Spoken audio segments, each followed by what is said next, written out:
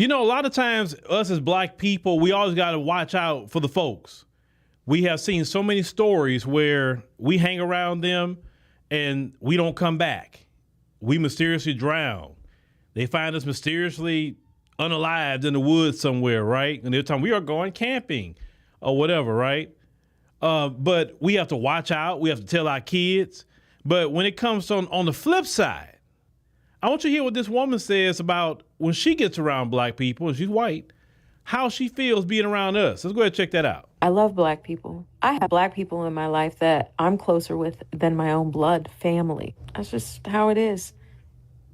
I've always felt very comfortable if I was the only white person in the room. For a long time, I never really noticed it. I was just in the room. This is how I've always been. It's just how I am. Maybe the reason why I love black people so much is because they love me so much. I've always felt more accepted by black people than my own people. Black people are my people. I don't care if that offends somebody. Those are my people. They understand me better. I know that I'm white, and there are some things that I just don't understand because of the circumstances. I'm aware. I acknowledge it. So I speak out against things that I know are going on, even though I can't personally identify. And I am just going to use the gift I've been given, which is my voice. But you can clearly hear this woman says that when she is the only white person in a room among a sea of black people, she don't feel uncomfortable. She don't feel threatened. She don't feel that black people are going to take her life. Black people are going to leave her somewhere to get harmed by other black people. She have no fear. Let me tell you something. I've seen them go in the middle of the hood. I mean, the real hoods, and nothing happened to them. You know what I'm saying? Nobody do them anything. But you go in their neighborhood as a black person, and it's dangerous for you. Because the first thing they asking you at minimum, who are you? What are you doing? Who do you know? You got a right to be here. But on the flip side, it's not like that. And let me tell you something else. Black people have every right to be suspicious, angry, hateful, and downright aggressive with them. Because look at our history. Look at what's still happening to us in 2026. Nolan Wells. Oh, what's the sister name? Tasia. I forgot that sister last name. I just covered the other week. Tasia Fortune. That's her last name. Tasia Fortune. And many other people. Things have been going on for forever. And yet they still can come around us and feel comfortable. They can go to a black restaurant. Nobody tell them anything. Nobody look at them funny. We serve them. They can go to a black lounge, black club. Nobody tell them at the door, hey, who you know? Let me see your ID. Can you afford to be here? You know, I don't think this kind of place would be good for you because this is like black music, and you know, I don't think you would. We don't do any of that to them. If they trying to dance and have a good time, other black women will get around them, especially say the females, and cheer them on and egg them on to do what they're doing. Nobody treats them bad. I remember the first time I went to Trill Burger in Houston. Shout out to Bun B. And when I was in there, the folks was in there get in line. And Trill Burger is a black establishment, black people all over the place. Nobody told them, like, what they doing in here? Nobody said a word to them. It's just when we go in their area, it's a problem. Now, I want to tell the folks this. Look, the Stephen Millers of the world and all them other ones like that could change real quick. And I really mean that. And I don't mean like black people are going to harm anybody. No. But we definitely can let you know you're not welcome around here. Because we've been too nice, and I know we've been getting at people and getting people straight, but the ultimate people that we really got to get straight is the folks. They the one need to be straightened out. A lot more than anybody else.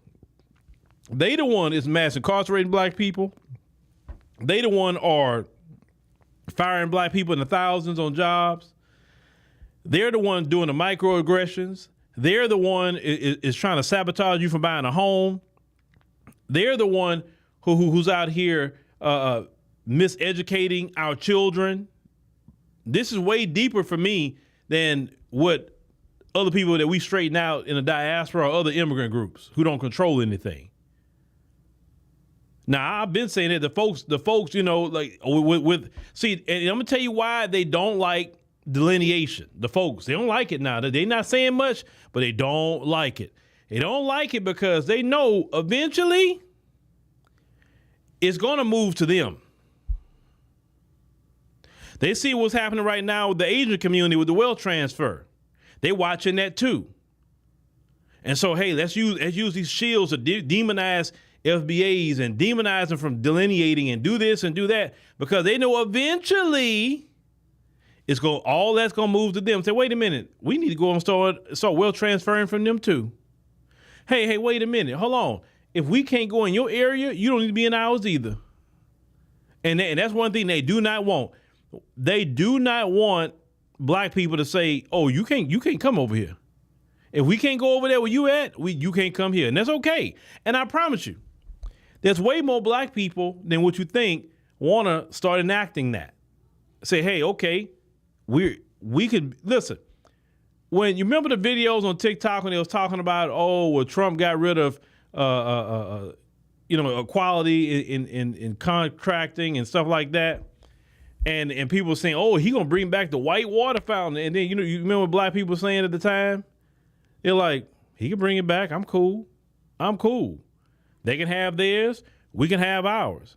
And the folks flipped out on TikTok. And they'll forget, they're like, why are they okay with segregation? And black people like, look, at this point, I'm cool. Like, you have your white-owned place. We can have our black-owned place. We don't have to go anywhere that says whites only. We straight.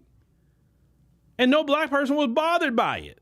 And they just couldn't believe that black people like, well, we got past segregation. Why you guys are wanting it back? It's not black people wanting it back. It's the fact is that the way a lot of them act toward us is easier just to stay away. And that way, listen, in school, you sat next to a child. And this child, y'all didn't get along. And every time it was always a problem. So your teacher looks at y'all and see, okay, they don't get along. I'm going to separate them two because they don't get along. So the teacher moved you to one seat, the teacher moved the other student to the other seat. And guess what happens? The problems stop. Because you couldn't get along with each other. And y'all get to work and y'all do what y'all doing and there's no disruption in the class or whatever.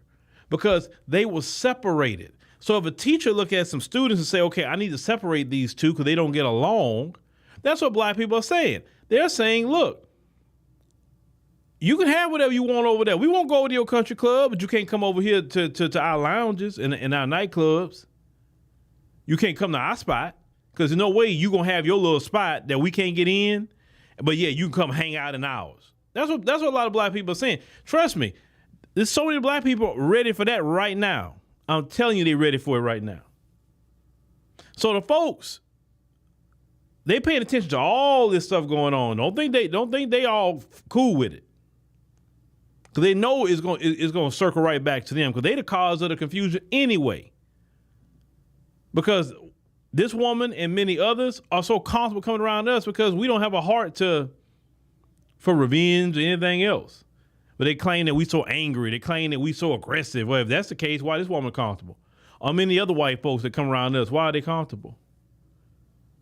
I remember, I think last time me and my wife went to Confessions. If you know about Confessions in Houston, real nice restaurant.